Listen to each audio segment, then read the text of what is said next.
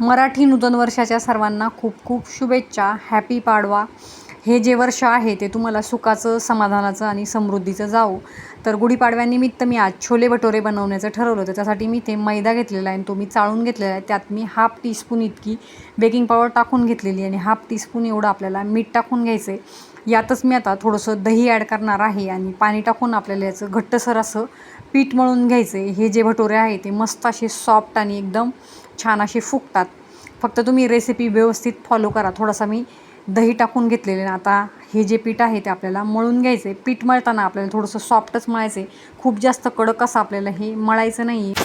पीठ जरा सैलसरच मळल्यामुळे ज्यावेळी आपण भटुरे लाटतो त्यावेळेस ते पटकन लाटले जातात. आता थोडं थोडं पाणी टाकून हा जो पिठाचा गोळा आहे तो आपण मळून घ्यायचा आहे. नंतर यात मी थोडंसं तेल टाकून घेणार आहे आणि त्या तेलामध्ये आपल्याला हे पीठ पुन्हा छान मिक्स करून घ्यायचं आहे. म्हणजे सॉफ्ट असं आपलं हे पीठ बनून तयार होतं. तर आता मी ते तेल टाकून घेतलेलं आहे आणि तेलामध्ये पुन्हा एकदा मी ते मळून घेणार आहे आणि हे आपल्याला 5 ते 10 मिनटासाठी बाजूला ठेवून द्यायचं आहे. आता आपल्याला छोले बनवायला घ्यायचे. तर मी छोले 2-3 तास पाण्यामध्ये भिजत ठेवलेले होते, ते मी कुकरमध्ये टाकून घेतले. यातच आपण आता काही खडे मसाले टाकायचे, ज्यात मी तेजपत्ता, मसाला, इलायची, त्याचबरोबर दालचिनी टाकून घेतलेली आणि हे आपल्याला आता कुकरला झाकण लावून 3 शिट्ट्या काढून घ्यायच्या आहे. आता आपण छोले बनवण्याची तयारी करूयात. त्यासाठी मी ते कोथिंबीर घेतलेली. ही जी कोथिंबीर आहे ती आपल्याला बारीक चिरून घ्यायची. त्याचबरोबर मी ते एक कांदा घेतलेला आहे, तो देखील आपल्याला बारीक चिरून घ्यायचा आहे. खूप छान असे छोले हे अगदी हॉटेल स्टाईल बनतात. रेसिपी खूप सोपी आहे. खूप कमी साहित्यात ही रेसिपी बनते, तर त्यामुळे तुम्ही ती नक्की ट्राय करायची आहे. बघा इथे मी कांदा देखील चिरून घेतलेला आहे आणि इकडे आपल्या कुकरच्या 3 शिट्ट्या देखील झालेल्या आहेत. तर मी ते आता गॅस बंद करून घेणार आहे आणि कुकर खाली काढून घेणार आहे. गॅसवर मी कढाई ठेवून घेतलेली आहे. कढाईमध्ये आपल्याला थोडंसं तेल टाकून घ्यायचं आहे आणि तेल छान कडकडीत गरम झालं की त्यात आपल्याला जिरे टाकून घ्यायचे.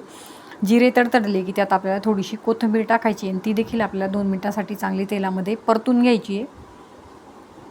कोथिंबीरीने आपल्या छोल्यांची चव खूप छान लागते. आता यामध्ये मी आलं लसूण पेस्ट टाकून घेणार आहे. आलं लसूण पेस्ट टाकल्यानंतर आपल्याला हळूहळू हे तेलामध्ये फ्राय करून घ्यायचं आहे. त्यामध्ये थोडासा पाण्याचा अंश असतो, तर जरा जपून आपल्याला हे फ्राय करून घ्यायचं आहे. आता आलं लसूण पेस्ट देखील चांगली तेलामध्ये परतून तयार झालेली आहे. त्यात मी आता कांदा टाकून घेणार आहे. कांदा मी बारीक चिरलेला यात टाकून घेतलेला आहे. तो आपल्याला सॉफ्ट होईपर्यंत तेलामध्ये याच पद्धतीने परतून घ्यायचा आहे. त्यात थोडंसं आपल्याला मीठ देखील टाकून घ्यायचं आहे. मिठाने मग कांद्याला पाणी सुटतं आणि कांदा जो आहे तो लवकर शिजून तयार होतो. आता यात मी काही मसाले ॲड करणार आहे, ज्यात मी लाल तिखट, त्याचबरोबर हळद पावडर, गरम मसाला आणि छोले मसाला देखील टाकून घेणार आहे. कांदा मस्त असा आता इथे परतून तयार झालेला आहे. इथे मी हळद पावडर, लाल तिखट, धना पावडर आणि गरम मसाला टाकून घेणार आहे आणि हे मसाले देखील आपल्याला तेलामध्ये छान असे 1-5 मिनटासाठी परतून घ्यायचे.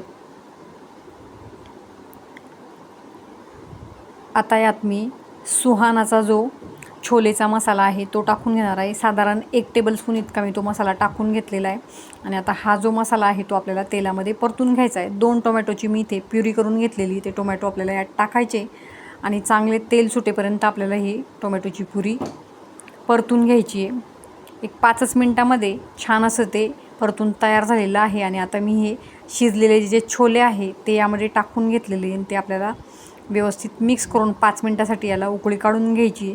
मस्त असे छोले इथे आपले उकळून तयार झालेले आहेत. त्यात आपल्याला थोडीशी कोथिंबीर टाकून घ्यायची आहे आणि आपल्याला हे सर्व करून घ्यायचे.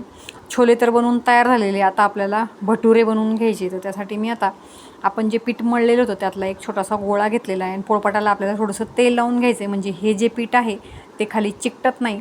आता तुम्हाला गोल हवे असेल तर गोल किंवा मग लांबट आकारामध्ये आपल्याला हे भटुरे लाटून घ्यायचे आणि लाटताना ते आपल्याला पातळच लाटायचे, जास्त जाड लाटायचे नाही. नंतर ते आपल्याला गरम अशा तेलामध्ये तळून घ्यायचे.